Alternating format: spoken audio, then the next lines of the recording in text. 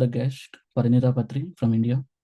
So today she is going to be talking on the topic of spiritual saturation and spiritual bypassing. Those who are new here, I'll give a brief introduction of Parinitha Patri. So at the age of 4, Parinitha embarked on her journey of meditation under the guidance of her father, Brahmarshi Patriji, who is the visionary founder of Pyramid Spiritual Societies movement in India.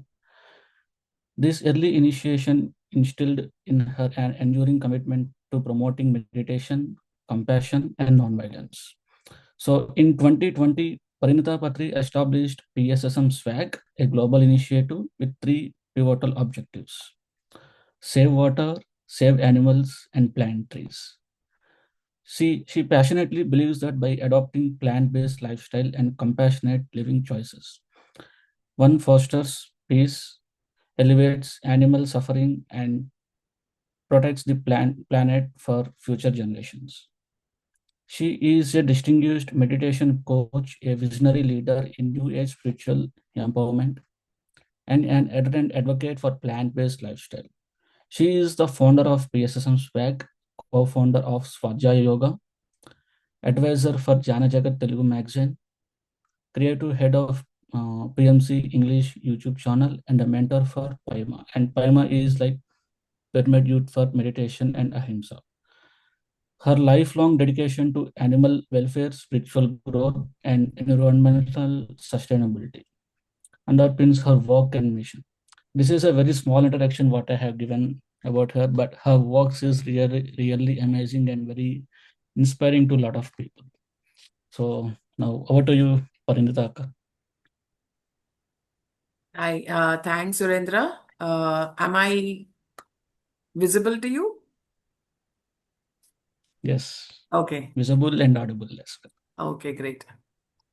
Yeah. Because I'm not able to see myself there in any of the screens. That's the reason I'm asking. Okay. Okay. All right.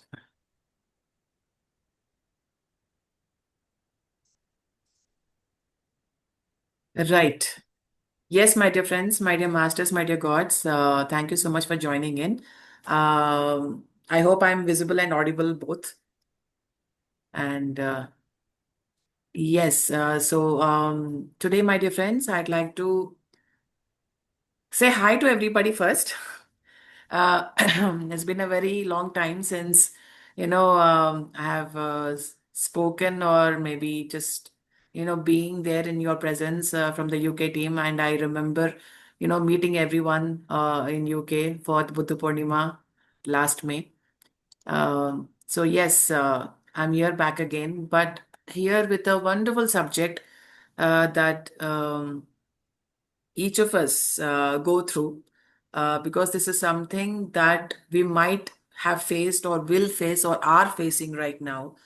Um, so this is a beautiful subject. I have compiled uh, two different subjects from two different authors.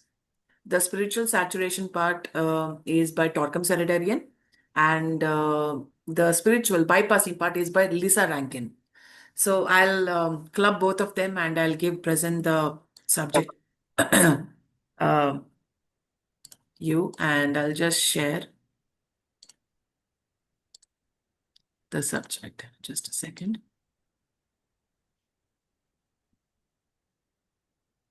Okay.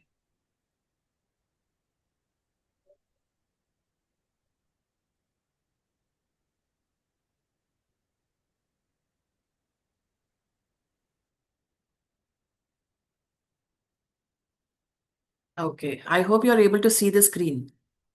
Yeah? Yes, it is Yeah. visible. Wonderful. So yes, my dear friends, it would be really, I mean, I'd be really happy if you can, switch on your videos as well so that I can see your wonderful faces. So that I can, feel like I'm speaking to persons who are here. I would really love to see your faces. Hello, Arputa. Hi. Hi, Aka. Good evening. Hi. Yes, yes. So if you can, please switch on your videos. If you're not too comfortable, then it's okay. No problem. Yes. So yes, my dear friends. So this is something that we all go through, and we need to find ourselves. The aim of spirituality is to find ourselves, find where we are, who we are, how we are, and that is when we will know what is the next step for us to travel through. So this is spiritual bypassing and spiritual saturation. The first subject that we will understand is about spiritual saturation. So it's we all, travel between earth and soul, earth and soul, earth and soul, isn't it? So when we meditate, we are connected to the higher self, and the moment we open our eyes, we are suddenly feel disconnected. So we always, go from one polarity to the other, which is the earth and the spiritual sphere, like the gravity of earth and the freedom of the spiritual reality. So we all go like a pendulum in these two aspects. So sometimes we feel that, oh, we are just the body, and sometimes with, oh, we are the soul. Like, what is this happening? Why is this happening? So this is what is uh, all about, and the magnet of the spiritual poles pulls ourselves down towards greater and greater values, and but the body, what does it pull you towards to?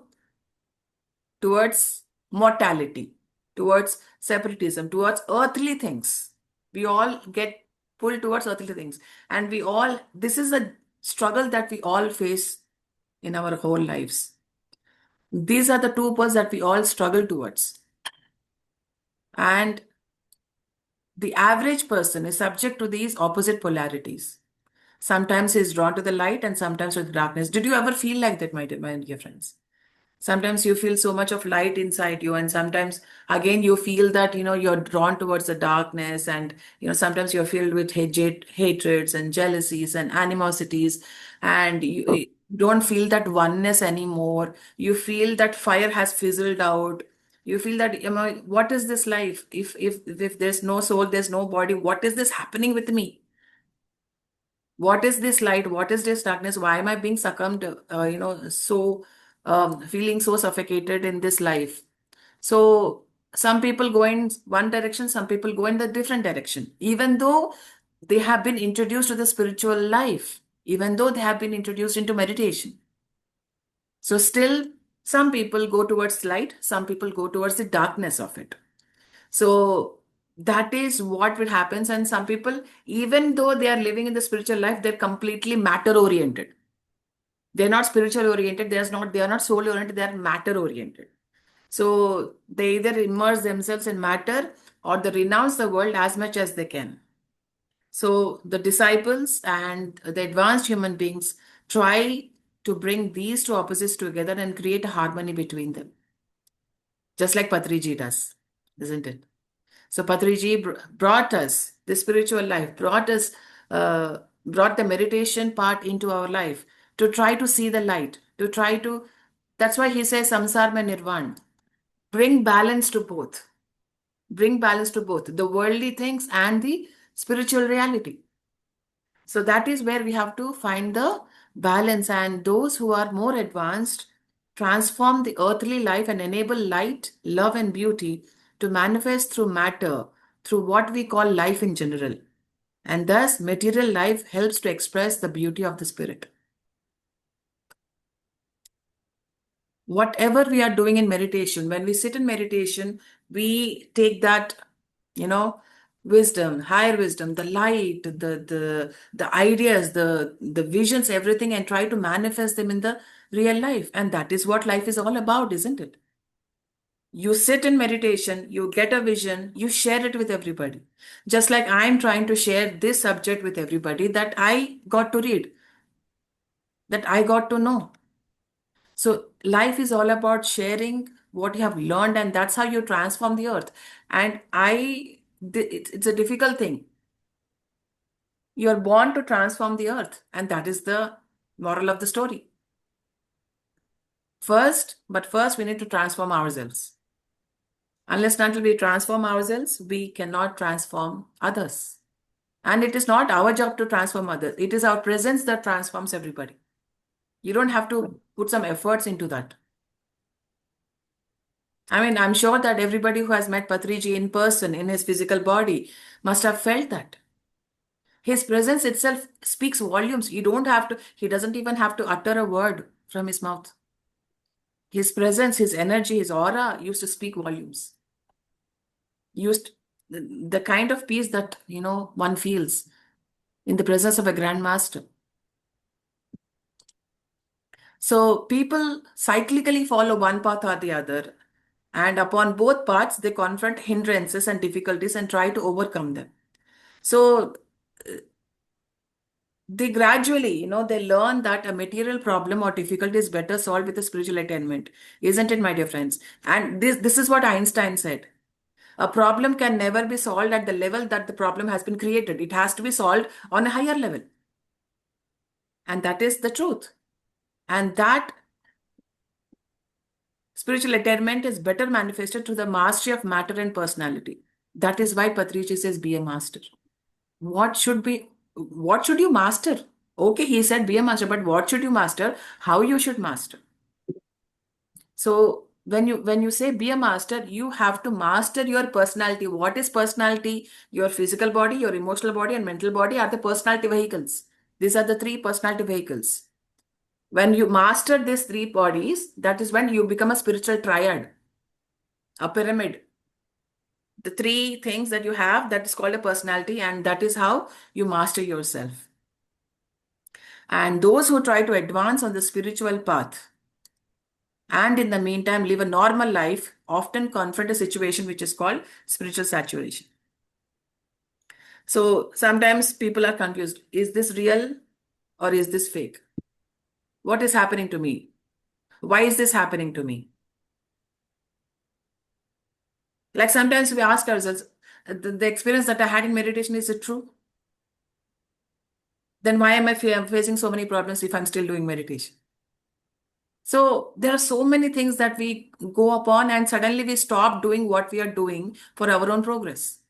Whatever we have been doing for our own progress, we stop doing it because of the following reasons. There are many reasons for spiritual saturation. And I'll tell you why it happens and I'll tell you how to overcome them also because of what the subject is brought to us. So spiritual saturation has many signs. You have to find out where you are. If possible, please write down wherever is relevant, but I will send you the Word document of this presentation. Don't worry about it. You can find out where you stand. So the first point is that spiritual saturation leads to crystallization of reasoning, to dogmas and doctrines, and finally to fanaticism. What is fanaticism? One track mind. This is the truth and this is the truth only truth. I won't believe anything else. That is what is fanaticism. I don't believe in anything else. I don't want to follow anything else. I don't want to listen to anything else. I don't want to see anything else. That is what is fanaticism. Completely immersing yourself in certain belief system or certain thought patterns or certain ideals or certain visions, completely into that and not willing to see anything in a 360-degree vision. So fanaticism is a point of crisis in which one turns in the direction just opposite from his former beliefs. So that is what is fanaticism all about. If your thoughts are crystallized of reasoning and everything, if you are completely into fanaticism, that is when you are spiritually saturated. Fanaticism is the end of it. There's no progress there. There's no upgradation there. There's no updation there. You're just stuck there. That's it. Full stop. This is it. This is the truth. And you're stuck to that and you don't want to budge. And for that, my dear friends, that's like stagnant water. And the stagnant water, we all know what happens in the stagnant water. And the second sign is that a person who is spiritually saturated loses his interest in self-perfection. Okay, I have done everything. I've done this, I have done that. What should I do more? I meditate every day. What else should I do? I don't see any results. I don't see any effects on my this thing. So I better stop it. I stop perfecting myself. I stop improving on myself. I stop working on myself. I lose my interest. And the fire slowly, slowly, slowly fizzles out. Your spiritual fire fizzles out. So are you losing interest in your self-improvement, in your self-perfection? That is when you can say that you're spiritually saturated. And then the third point is that one of the most dangerous weeds is vanity. You think of yourself as something that you're not. That is vanity. You think of yourself as a beautiful, compassionate being, but inside you're completely violent towards yourself, towards human beings, towards animals, towards Mother Earth, everybody. Inside, you're a Satan, but in outside, you feel that you project yourself as a saint, as a pious human being. And this is called as vanity. So, are you vain? Are you showing something that you're not? Are you not showing something that you are? Both are vanity. If I have ego and I project myself as I'm not egoistic, that is vanity. If I'm not full of ego, I'm still showing some ego, that is also vanity. Like you're showing something that you're not. Are you doing that? And those who fall into spiritual saturation do not have protection against this weed. This is a weed, my dear friends. The more you water it, the more it will grow. And fourth point is that the person loses his interest in meditation, study, and learning. And this is a very, very, very slippery path. And once you step on it, you can fall into the bottom of the hill. Are you losing interest in meditation and study? Question yourself. Patriji emphasizes on meditation. Having regular and continuous practice of meditation is a must, must, must, must, must. He completely believes that every person needs to meditate regularly and continuously. But then ask yourself, why am I losing interest in meditation and study of spiritual science? Why? What is happening with you? And this is a sign, my dear friends. You're losing interest in meditation and study is a sign that you are spiritually saturated. And then a spiritually saturated person slowly turns his back on his creative labor. Are you creative? Have you been creative nowadays?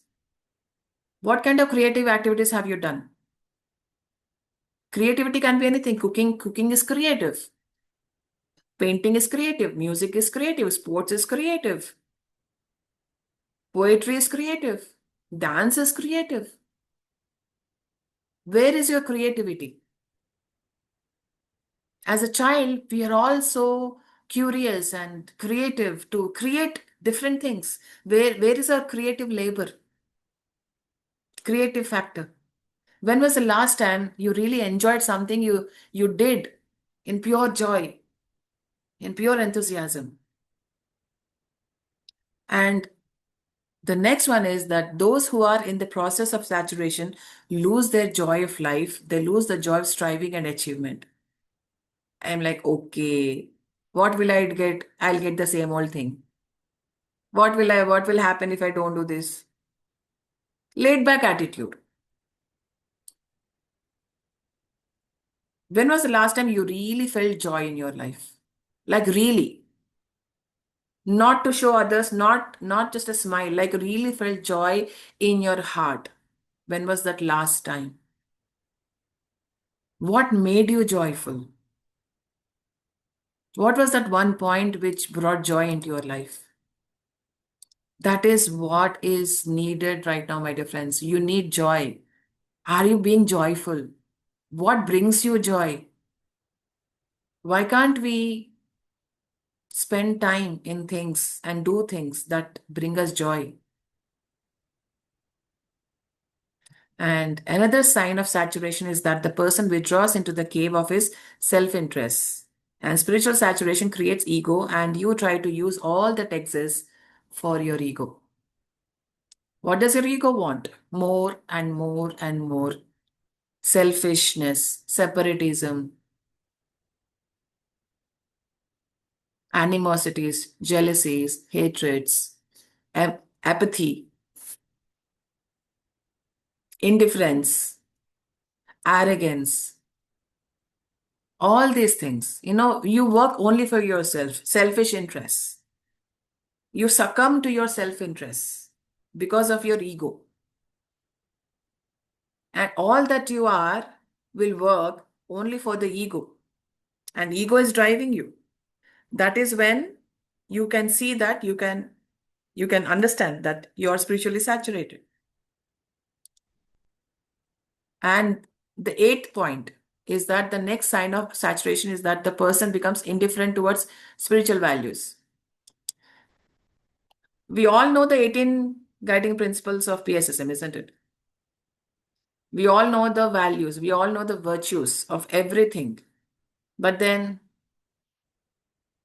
we take them for granted. We no longer follow them really.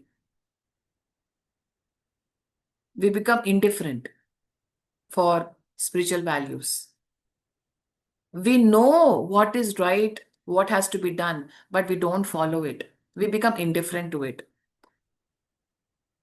A careless attitude begins. What happens if I don't follow? We all know what dharma is, but we don't follow it sometimes. We are indifferent. And the next sign of spiritual saturation is characterized by confusion, inertia, and apathy, and heavy depression.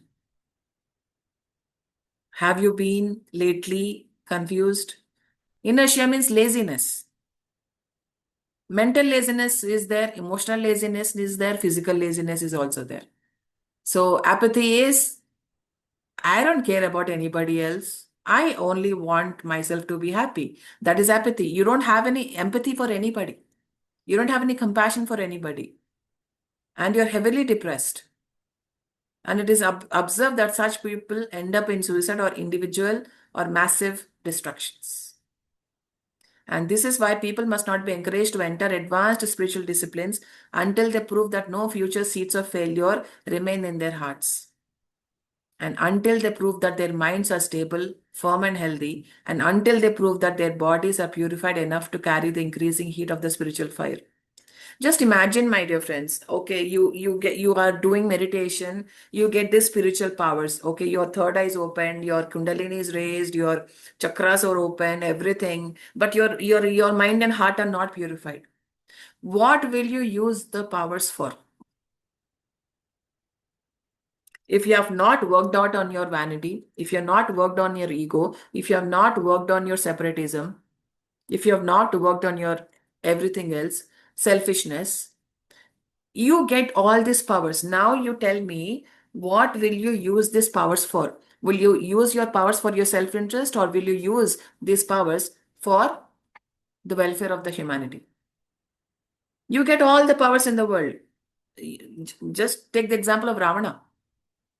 He is such a powerful, master.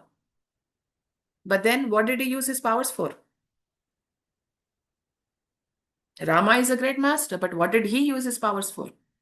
There should be a very visible difference in you. You have to purify your mind and heart before entering into any spiritual thing, so that you use that spirituality for the welfare of humanity. That is what it has to be for, isn't it? And then now we understand what are the causes of spiritual saturation. The first cause of saturation is a harmful life. If you cause harm to other people or to animals and trees, it accumulates and causes purification in your system. So we should not harm any person, any animal, nature, Mother Earth, nobody. If we are leading a harmful life, we are going to bound to lead a spiritually saturated life. Let's not harm any animal. And that is the reason why I think this subject came to me later, but maybe this is the journey that I was always meant to do that. That's why I chose a completely plant-based life. So that at least I should not contribute any kind of, harmfulness. And the second cause of saturation is lack or failure of actualization. So we learn so much, but we don't actualize it. We don't practically apply any of the things that we have learned. That is one of the causes of spiritual saturation. We don't live the teaching. We just know the teaching. Knowing the teaching and living the teaching are two completely different aspects of our life. When you don't practice or when you don't apply what you have learned, you will become an obstacle for yourself, for your own evolution. If you don't practice what you have learned, you will be a big barrier to your own growth. Then don't ask, why am I spiritually saturated? Because you're not applying what you have learned. And then saturation begins when one does not engage himself in a creative labor which gives expression to the assimilated teaching. When you learn something, you create something beautiful out of it. For example, I have created this presentation for you. Why? Why did I put this much amount or efforts to create a presentation to bring it to you, to bring the subject to you? Why? What is the need? We need to engage in creative labor so that we can bring the teachings forward to each and every human being on this planet. And another cause of saturation is lack of service, learning, accumulating knowledge, meditation, and study. And that is the reason why I encourage every person to do some kind of service, whether it is teaching meditation or spreading about vegetarianism or any kind of service. It can be serving food. As much as that, it can be just giving a smile to a stranger, being of service, being of learning from everything, so learning from everybody. We are accumulating knowledge, but then what are we doing with that knowledge is also very important. How much are we studying? If you are not going to do meditation, we will get ourselves into spiritual saturation. And we need to study every day. And the next cause of saturation is greed. Greed keeps a person so occupied with matter that he has no time left for spiritual labor. Greed violates spiritual labor. I underline that. I underline that with 10 underlines. Greed violates spiritual labor. Earlier, the next session that I'm going to take is on law of attention, my dear friends, exclusively for you guys. I'll do that for you. The law of attention is there. Wherever your attention goes, your energy flows. So where is your attention going and how much of your energy is flowing or compartmentalized into different aspects of your life? Wherever your attention goes, your energy flows. So from the time that you get up in the morning, from the time till the time that you sleep, where all is your attention going? That is where your energy is flowing. That is where you're using the energy that you are getting after meditation, during meditation. You do 1 hour meditation, you do 2 hours of meditation, you get maybe 2 kgs of energy. Where are you putting it? Where are you paying attention? So that is very important. And greed will just devour you, it will just consume you if you don't become aware of it. If you don't become aware of it. The next cause of saturation is mental confusion. And some people read every kind of book to satisfy their intellectual interest, but soon you see them dumping both their good and bad books into the trash. Hoarding, hoarding, hoarding, hoarding, hoarding. How much will you hoard? How much will you accumulate? there's a saturation point over there. You want to find out that thing. You want to find out this thing. You want to find out what that is, what this is, what you find out. At the end of the day, what do you do with what you find out? Please eat only as much as you can digest. If you eat more than what you can digest, your digestive system will get spoiled. Please eat only as much as you can digest, so that your organs are functioning better. The same applies to you, to your reading. Read little, but digest it. Read a little more, assimilate it, digest it, apply it. Read a little more, digest it. Who's stopping you? Reading even one paragraph can completely transform your life. It's not about reading hundreds of pages of books. It's about how much difference is one paragraph even making a difference in your life. And then the next cause of saturation is your karma. Your karma decides the high water mark of your evolution, and people sometimes do not understand why they slow down on the spiritual path.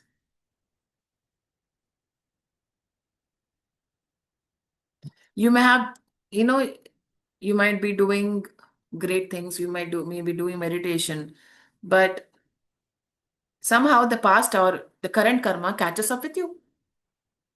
And you wonder, oh my God, I'm doing so much of service, I'm doing so much of meditation, I'm doing so much of good deeds. Why am I still suffering? Why am I, why is this happening to me in my life? In such cases, you will stop everything that you're doing. So even I'm suffering even when I'm doing meditation. So why should I even meditate? So the problem is in meditation, not in me. The problem is something is not in me. So that is how you can try to convince yourself. So when karma catches up with you, whatever you are doing becomes meaningless for you, because it is not doing its job, isn't it? When something is not working, you just get rid of it. That is the physical reality, but that's not the case with spiritual reality, my dear friends. And then saturation occurs when the person is involved in prolonged worrying. Worry is the absence of faith, hope, and the future. We don't trust ourselves. We don't trust our guru. We don't trust the universe. Then that is the problem. That is the underlying problem. I say that we have to believe, trust, and have faith in three persons unconditionally. You first believe in yourself. 100%, 1000%, 20,000%. And the second is you have to have trust in your guru. It can be your parents, it can be your astral guru, it can be your physical guru, it can be any guru. Whomever you accept as your guru, have complete trust in them. Don't doubt your guru. Once you accept somebody as your guru, don't doubt them. If you start doubting them, then doesn't make sense. And then you have to have complete faith in the universe. If you have these things, you will not worry at all. You will not be skeptical. You will not have tension. You will not have stress. You will not have stress. You will not have doubts. You will not have fears. You will not have insecurities if you do these three things. And then saturation occurs when our foundation is weak, or if we have no foundation at all. And association with the wrong people creates saturation. Mental pollution stops your progress and creates saturation. Look around and find yourself whom you're interacting with on a daily basis. That brings saturation. If we have no foundation, no values, no like strong foundation systems that we can really live our life upon, that is when saturation finds us. And saturation never affects people who fight for great values.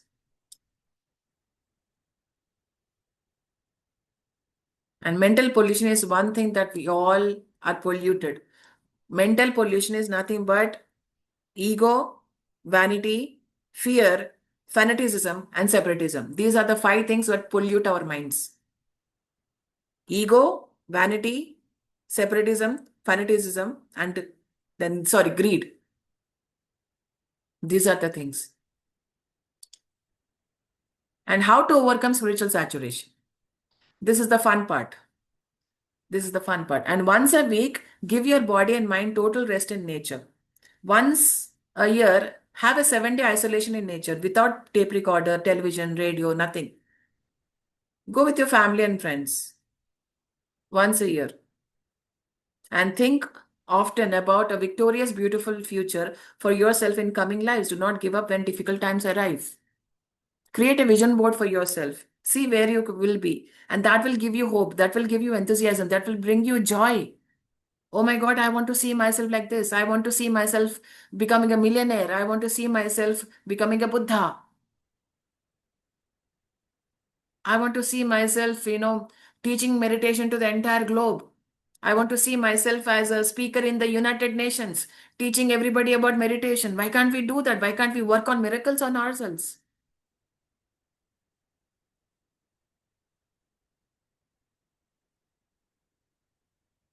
I once dreamt, I dreamt that Patriji uh, is sitting in front of the world leaders playing flute and teaching meditation to everybody, all the world leaders, and all the world is what sitting in meditation.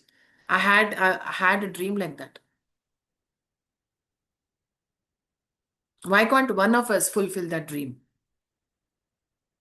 Why not?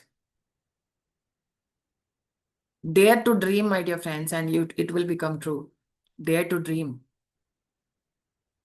That is how your life becomes joyful. That is how enthusiasm comes into your life. That is how your soul will cherish you. Then study the science of cause and effect in your daily life, in national and international life. Develop keen observation and watchfulness and see how things are originated and what are their results. What will happen if I talk like this? Okay, this will happen. So, should I choose to talk like this or not? What will happen if I think like this? Oh, it will impact the other person in this way. Should I choose this thing or not? What kind of emotions am I carrying? How is my aura affected with my emotions? So, what happens when a person sits in my presence with such an aura person? You understand the cause and effect. Never be result oriented, always be cause oriented. If you are becoming cause oriented, that is when you do not have to worry about the results because you're focusing on the cause. Be the cause, be the cause, be the cause. Become cause oriented rather than result oriented. Please do that. Read history. What happened? Why this happened? And what were the results that were there when this happened?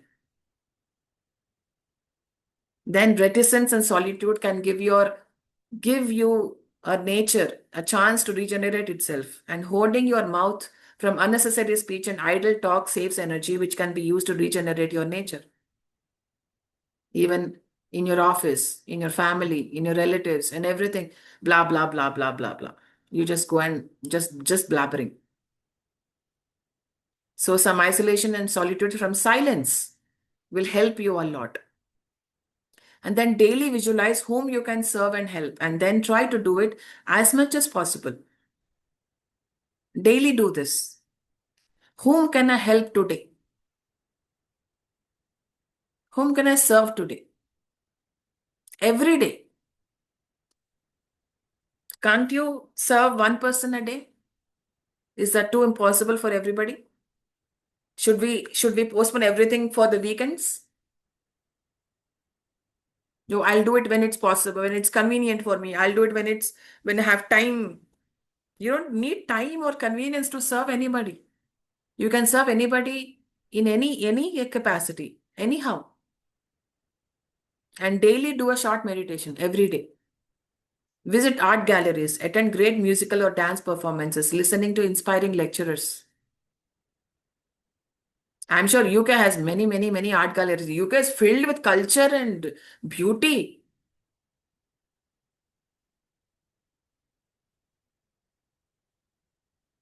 Next time when I come to UK, I want to visit art galleries of UK. Surendra, you are responsible for that. Okay. So yeah, I want to attend the art galleries and I've seen so many movies on operas. Or are operas there in UK? I don't know. Not sure. To check. But Ballets. art gallery, yeah, ballets are there. Yeah. Yeah, so let's go to that, visit some of them. And you guys have that, that luxury of visiting all these beautiful places. Why don't you go and sit in an opera and feel them, feel the thing and cry and laugh with them? Listen to the inspiring lecturers and speakers. Go to TEDx thing. Why don't you become a TEDx speaker? All of you guys bring visions into reality. Why can't Arpita go and talk about veganism over there in TEDx? Be the voice for the voiceless, isn't it?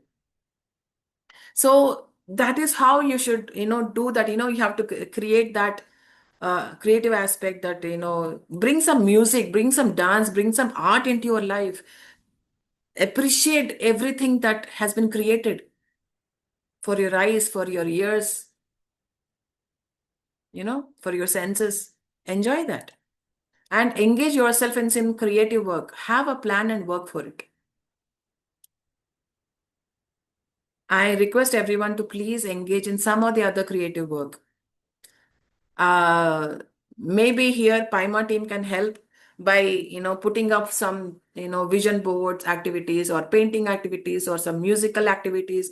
You guys can do that, and entire UK can join you guys, along with some meditation, along with some reading books, along with some fun activities, along with some swadhyaya or sajjana sangata. You can do all these things. And the most effective means to overcome spiritual saturation or to prevent it forever is to make real efforts to raise the quality of your daily life. To raise the quality of your life as a whole by raising the quality of your every action, every word, every labor, and every thought. Quality, not the quantity.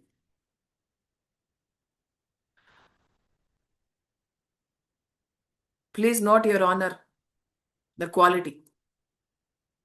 The quality of your word, the quality of your thought, the quality of your action, the quality of your work. Raise the bars. That is when you will not fall into the trap of spiritual saturation. And every time you take the side of the observer, you can prevent saturation, which is a personality problem and not the problem of the soul, because the soul never falls into saturation. The personality does. And the more you raise your quality, the closer you come to higher subjective influences. What do you mean by observer? Observer means you're not falling into the trap of the drama that is happening around you. You're not immersed yourself in the drama, in the illusions or the unreality that the earth is showing to you. You're not immersing yourself in the drama. You're just being the observer. You know, UK has so many beautiful beaches. So many people go surfing, isn't it? They just go surfing. They have this surfing, what do you call that? That plate, or I don't know what that is called. Oh, surfboard. Surfboard. I'm sorry. Yeah. Yeah. The surfing board. The surfboard, what it does, it just surfs the water. It just goes above the water and never drowns. And I want everybody to be surfers, not scuba divers. Surf the waters of life. Just don't get engrossed in the drama that life is trying to show to you. Just if you are the observer, you will never get spiritually saturated. And this is spiritual saturation by torquem cerebellum. So maybe if I can stop right now and maybe some other time I'll do spiritual bypassing. But if you are ready to listen to spiritual bypassing, I can go ahead with this. It's all up to you guys. So what do you want me to do? You tell me. So I think we can continue this. Yeah, People everybody, interested. can you give me in a chat box? Yeah. Do you want me to continue or do you want to stop or do you want me to do it some other time? Because I'm ready. I'm willing to do this. And I abide by the word, Let's, eat only as much as you can digest. Yeah. we are okay. I think for you it is a late night. Yeah, I'm okay with Yes. it. I'm okay with it. Yeah. Yeah. Right. Okay. Thank you, Ishwar. Okay. So what is spiritual bypassing? Okay. Before I show this to you, I want to talk that, spiritual bypassing is nothing but we bypass so many things. We bypass our emotions, we bypass our reactions, we bypass everything that we feel, we bypass everything we are. We bypass everything. So, what is spiritual bypassing? This is a term which has been coined by somebody great, and I'll tell you there. So, when we are spiritually bypassing, we often use the goal of awakening or liberation to rationalize what I call premature transcendence. Premature transcendence. Have you ever heard of that? I have not heard of that. Premature transcendence. Like we are not ready to have the degree yet, but we feel that we are already there. We have arrived. Premature transcendence. So trying to rise above the raw and messy side of our humanness before we have fully faced and made peace with it. We still hate people, but we feel that, oh, I have forgiven everybody. And we bypass it. I still have that jealous feeling says that oh, everyone is same, I'm in oneness. We just cover it up and we just bypass it. We completely don't deal with the issue and we feel that, oh, I'm above that now. I have transcended all those things, but they're still existing in me. And we bypass it without solving the issues, without having to deal with it. And then we tend to use the absolute truth to disparage or dismiss relative human needs, feelings, psychological problems, relational difficulties, and developmental deficits. And I see this as an occupational hazard of the spiritual path. I means the author, Lisa Rankin, is writing this. So, do you deny your human needs? Do you deny your feelings? And say that this is not the spiritual path. This is not, this is not me. Do you sit and deal with your psychological problems? Do you sit and deal with your relationship issues? Or you feel that you're above that, you're transcending, you're transfiguring, you're transforming above all that, but you still have that unresolved issues over there.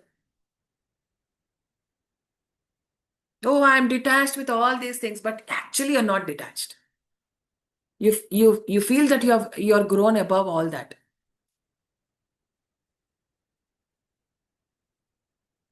And Lisa Rankin says that it's an occupational hazard, spiritual bypassing.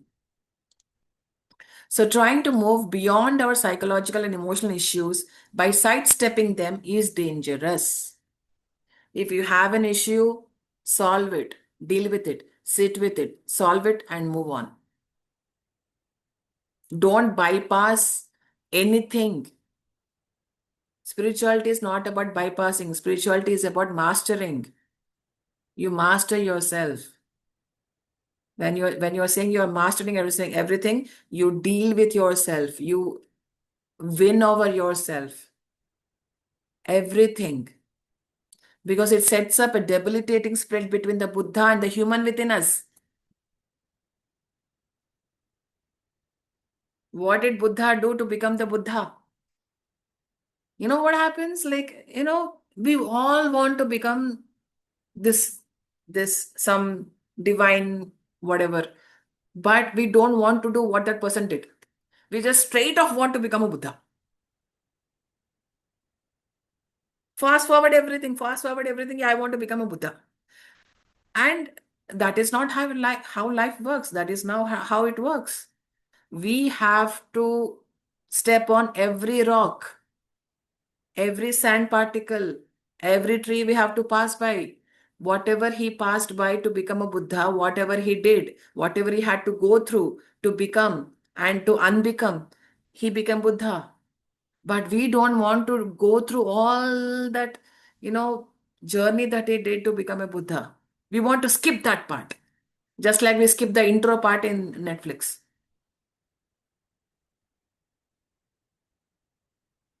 I don't think skipping is an option for us. We can't skip anything. So, and it leads to a conceptual, one-sided kind of spirituality where one pole of life is elevated at the expense of its opposite. And absolute truth is favored over relative truth, and the impersonal over the personal, emptiness over form, transcendence over embodiment, and detachment over feeling. Are you denying all these things just because we think that we are spiritual, so-called spiritual? What does spirituality mean? Spirituality means that, as Patriji said, we are all spiritual beings having a human experience. And be human. When you are here, be human. Deal with it. Master yourself. Don't shove it under the carpet and say that, oh, my house is clean. Don't put the dirt under your carpet and say that, oh, my house is clean and there's no dirt in my house. There is dirt in the house. And when will we deal with it? By saying that, oh, they don't exist anymore because I'm completely detached. But are you? Are you bypassing or are you dealing with it?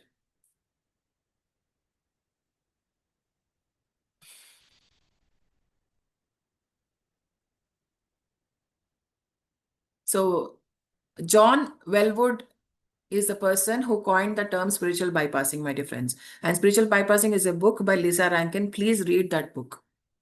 You will understand the totality of it. So one might, for example, try to practice non-attachment by dismissing one's need for love. But this only drives the need underground so that it often becomes unconsciously acted out in covert and possibly harmful ways instead. We all need love, isn't it? I don't need love. I don't need any person to be there. I'm completely detached. Oh my God, how saintly that is. How spiritual that is.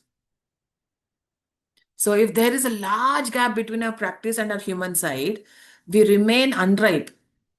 And our practice may ripen, but our life doesn't. Oh my goodness, what did I just say? Our practice may ripen, but our life doesn't. What does it say? So, and there's a certain point when that gap becomes very, very, very painful. Very painful.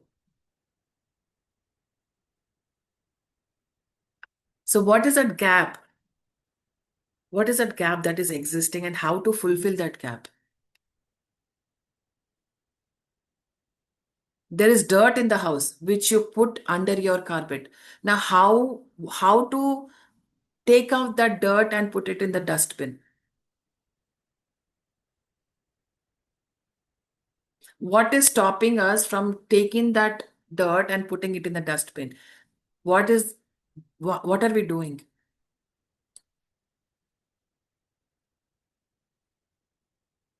What does it mean when we say our practice may ripen, but our life doesn't?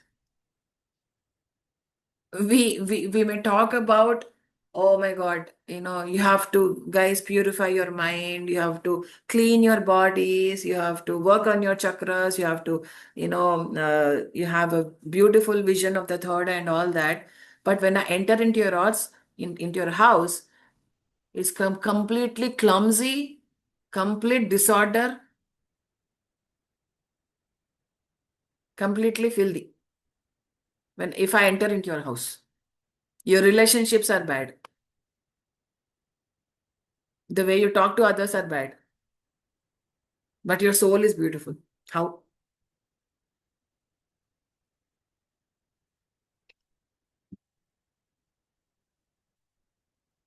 This is called as bypassing. We always talk about soul. But what about your personality vehicles, the physical body, emotional body, mental body? Are we going to bypass them to the soul, or are we going to master three bodies and then go to soul? How? Are we going to bypass it? Okay, chalo, bypass karo. No problem. Who? See, spirituality is not about physical body, emotional body, mental body. Spirituality is all about the soul. So worry about the soul. Forget these three bodies. Who cares about them? So you shove them under your carpet. You don't deal with the real issues that is happening to you. You don't sit with them. That is spiritual bypassing, my dear friends. So, what are the characteristics of spiritual bypassing? This is a very, very short one, so don't worry about that. So, characteristic of spiritual bypassing is, using your spirituality as a cover for conflict avoidance when confrontation is necessary and healthy, and aversion to any emotion not deemed spiritual, and toxic positivity to the point of fakeness in situations where grief, anger, sadness, jealousy, or disappointment would be natural. I remember one time where my grandmother had left her body, and I was completely so attached to her that I couldn't digest the fact that my grandmother left me, and I was crying like hell. And one person comes to me and tells, "Pari, don't cry, you're a master." I'm like, "Excuse me, my grandmother has died and I'm crying. Let me uh, come out with my emotions. I'm a human being. And I love my grandmother who has just left her body. And you're saying you're a master." See, this is called spiritual bypassing. You express yourself, you express your grief, you express your anger or everything. Just express it. You're a human being. You deal with it. You be that.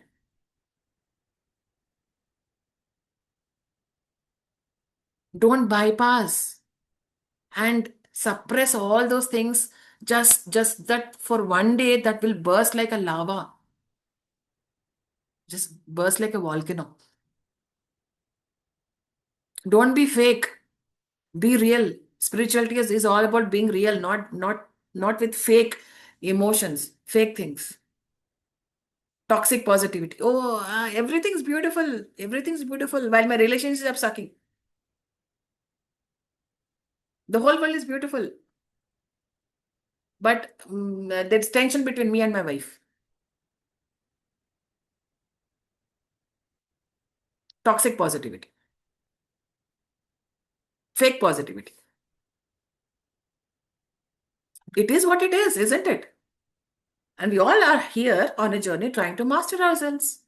Whether it be in relationships or finance or career or, self-love or anything. We are here to master our personality, which is the physical body, emotional body, and the mental body.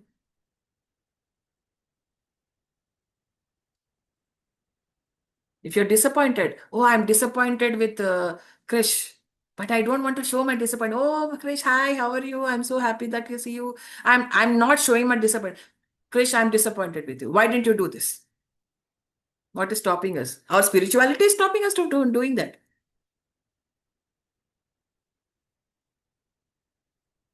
Be human, yaar. Be human. So, emotional numbing and repression that results in feeling very little anger, fear, grief, jealousy, despair, disappointment, or terror, even when such emotions would be appropriate and necessary for living a fully embodied, grounded, healthy, authentic life. Sometimes we are emotionally numbed. Like, for example, immunity of the physical body is gone, the immunity of the emotional body is also gone. Nothing really moves you in the emotional body. There are no emotions there. So you're emotionally numbed because of certain experiences that you have had in your life. And you have repressed it. You have repressed and repressed and repressed, and you have completely become emotionally numb. That you don't relate to anybody else, that you don't feel anything else. You don't feel.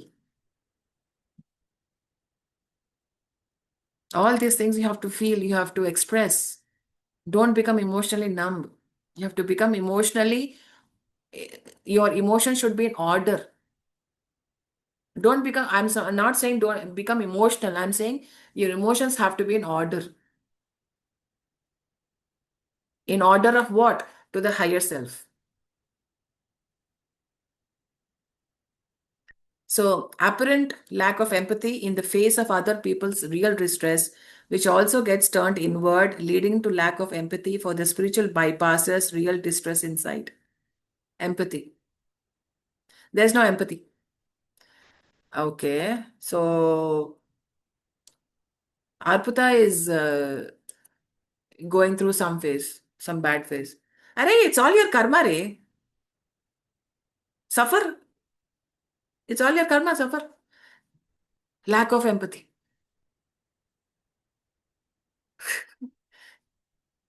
Yeah? So, suffer. Who told you to do all those things in your past life? This is all your bad karma. You suffer. We all know that karma exists. We all know about karma. But where is the empathy? Where is the humanity there?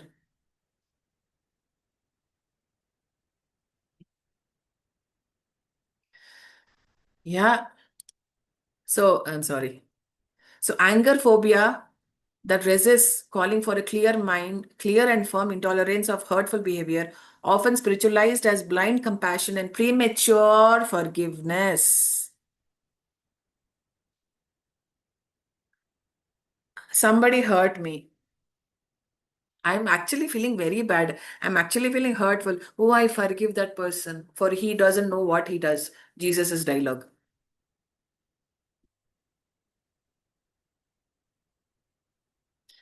Jesus is on a totally different level. Please don't even compare. You're still on the journey. We are still on the journey. So we call ourselves spiritual by saying that, oh, I forgive that person, but we haven't actually healed from that hurt.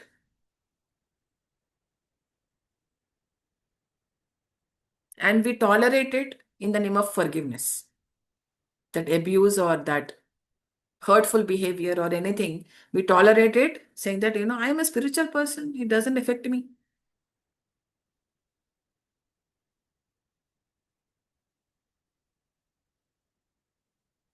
And that is where healthy boundaries will work a lot.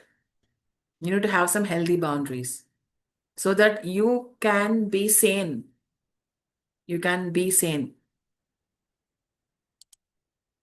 And forgives prematurely rather than expecting others to be held accountable for harmful behaviors with a healthy process of making apologies, making amends, restorative justice, and other measures to ensure that the harmful behavior does not continue. Do we say, oh, abuse me more, hurt me more?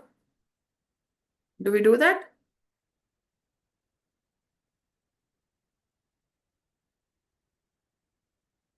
Eat only as much as you can digest. If you are not able to digest it, stop it, stop eating.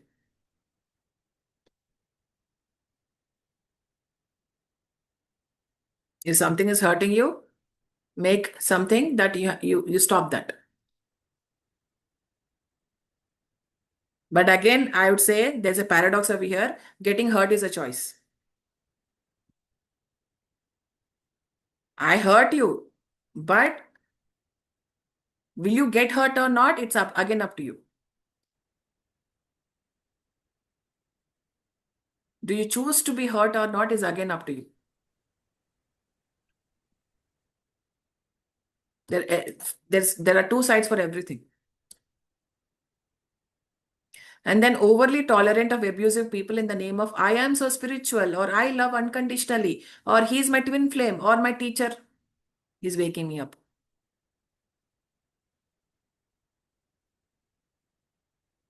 Do you do that? Overly intolerant. Tolerant is okay. Overly intolerant. Overly tolerant, I'm sorry. And then weak or porous boundaries often gets triggered by those who have strong and clear boundaries and pushes on or violates those boundaries with, but we are all one. Or shames the one setting the boundaries as being divisive and polarizing. Don't ever feel guilty of having good, healthy boundaries. It's good for you. Yes, at the end of the day, we are all one. Nobody is denying that. And spiritualizes boundarylessness, mistaking unhealthy fusion. Again, it's the same thing. Boundarylessness is the fashion, is a trend happening right now. So, Master says the overdone niceness that often characterizes spiritual bypassing strands it from emotional depth and authenticity and its underlying grief. Too much of niceness is unhealthy.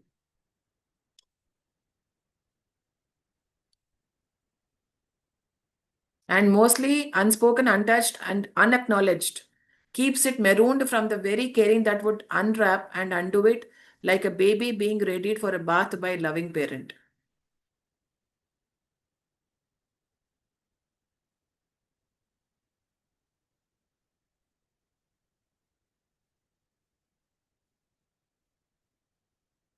So focus on yourself, focus on where you're not acknowledging yourself, focus on where you're not speaking the truth. Focus on the areas where you have not touched in your areas where there is wound in it. Acknowledge yourself first. Hug your inner child. That's what they say, na, inner child. Hug your inner child.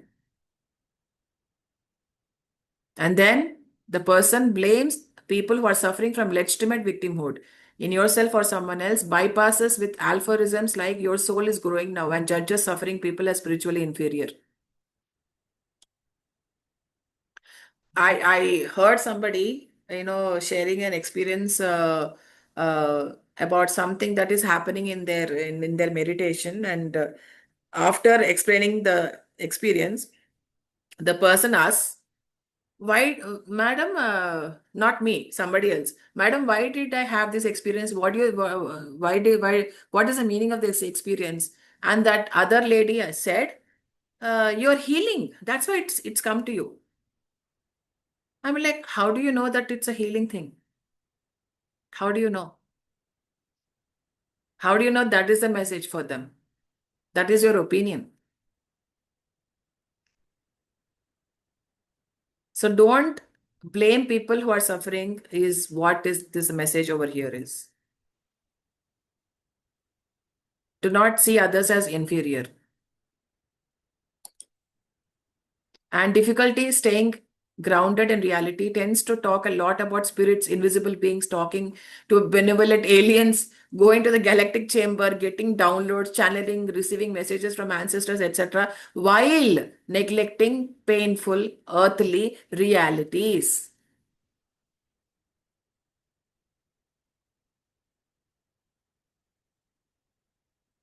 You first win in your home. This is home. First win in your home. In Telugu, they say, Integalichi Rachagalu. So first you have to win in your temple, in your home. Then you go externally. Then you go everywhere else. We are not being grounded in reality. And that is called a spiritual bypassing. We are going everywhere, but we don't solve our own earthly issues, earthly realities. We don't deal with that. And this is not important. And a tendency towards black and white thinking. Something is all good or all too bad. There's no middle path there.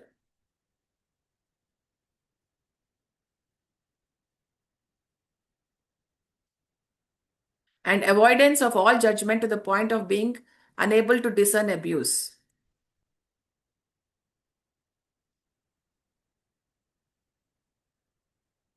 So we say that don't judge, but then again, we have to protect ourselves from all the abuse to practice best, analysis things. We have to practice best analysis to avoid all the abuse that we might have to go through. So then exaggerated acceptance of situations in which a firm no and a clear stand are necessary in the name of it's all good or God or this hurtful person is helping me grow in my ability to love unconditionally. It's always good to say no when you have to. Say no. When you don't want something, just say no.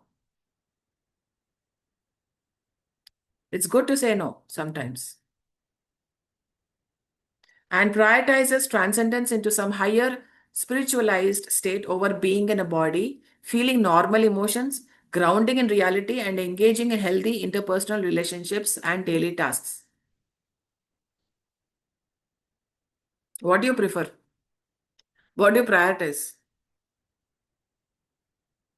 That's why Patriji says Sansar mein Nirvan 50-50. You have to be here, you have to be there also. And as Jesus said, as below, so above, as above, so below.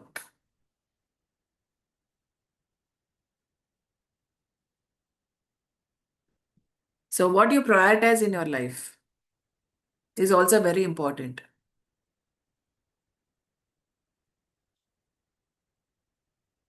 So this is the final slide, my dear friends.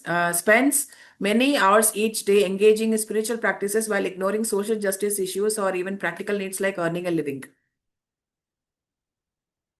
I don't believe in justice because everything happens for a reason. Over here, I do not agree with that. But then again, yes, spiritual practice is very good. But then again, your responsibility towards yourself, towards your family, towards your community, towards your nation is also a responsibility. You have to balance your life out. It's good to have spiritual practices. Patriji used to say, don't do anything too much. Too much is always too bad.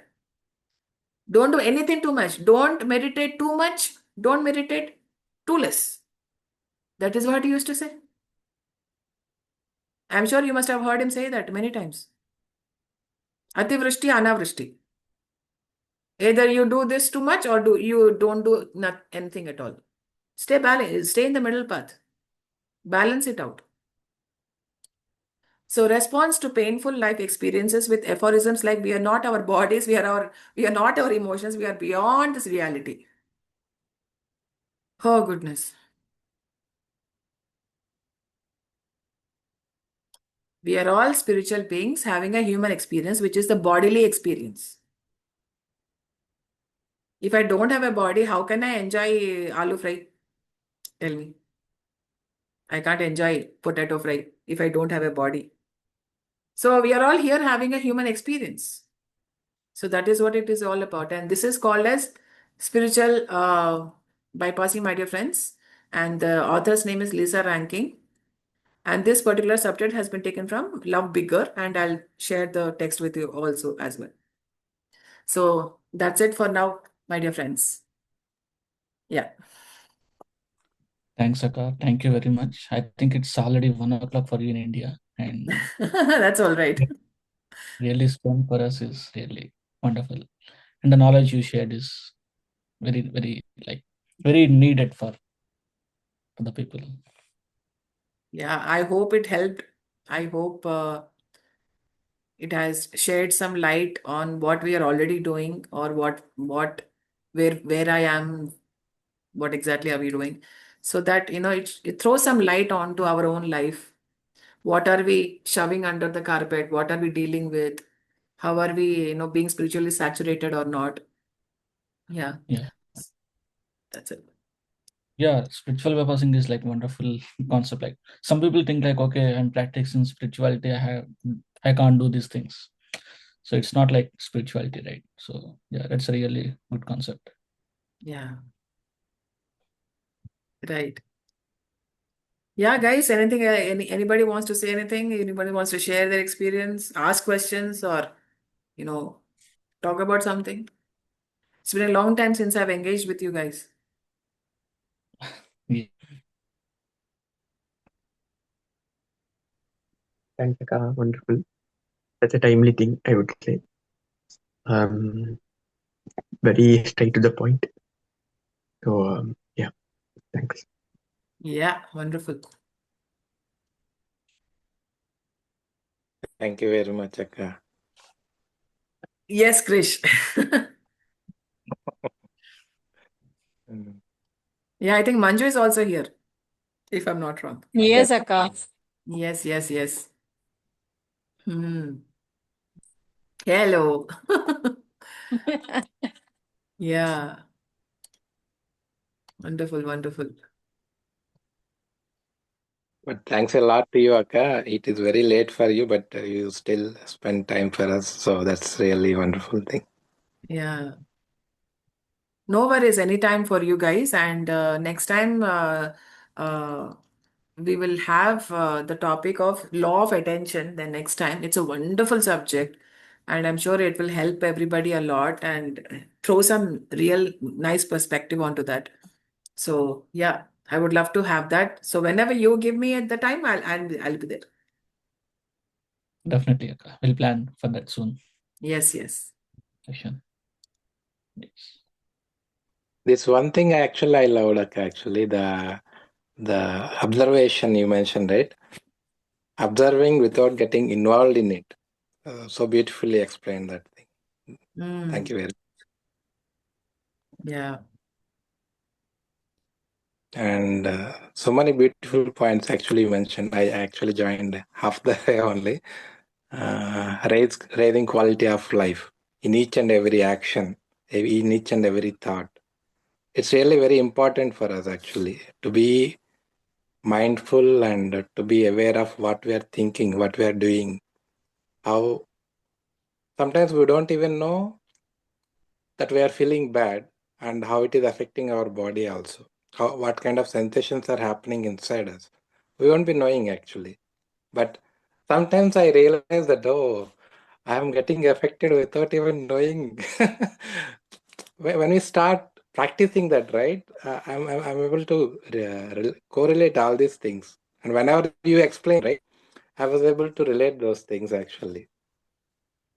Yeah. Yeah, that's a wonderful thing. Akka, Spiritual Saturation is the book by Tarkam Saradari. Yes, it's not a book. It's a chapter in a book. I'll let you know what the book name is. I forgot Oh, actually, so I'll share that with you soon. Definitely. sure. Yeah. Thank you, Akka. Thank Yeah. you very much. So what we do is whenever somebody asks, "How are you, Krish?" What do you say? Wonderful. Are you being really wonderful? So we have to Yeah, be honest when you're answering that. Even yeah, if fakeness, when you're saying when you're feeling actually rubbish inside. Oh, I am feeling wonderful. That's good. Fake it before you make it, that's good. But then at least we need to acknowledge what we are feeling inside, at least. So that's the main challenge. In the name of yeah, yeah. spirituality, let's not become more and more untrue to ourselves. We have to become our real self. That is what spirituality is all about. Yeah. Yeah. Wonderful. Thank you. Yes. Hi, Raghavendra.